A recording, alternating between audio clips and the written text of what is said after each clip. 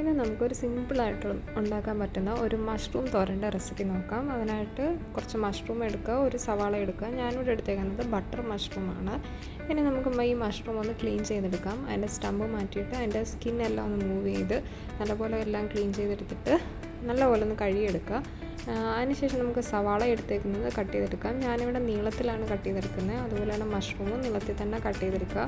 എന്നിട്ട് നമുക്ക് ഒരു പാൻ അടപ്പത്ത് വെച്ചിട്ട് നേരെ നമ്മൾ എണ്ണ ഒഴിച്ചിട്ട് കുറച്ച് കടുക് ഇട്ട് കൊടുക്കുക.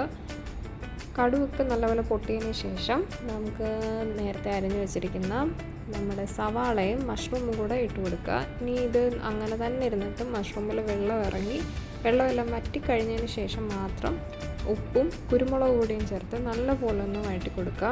എന്നിട്ട് കുറച്ച് മഞ്ഞൾപ്പൊടിയും കൂടെ ആഡ് ചെയ്ത് കൊടുക്കുക. അതിനുശേഷം കുറച്ച് തേങ്ങ ആഡ് ചെയ്ത് കൊടുക്കുക.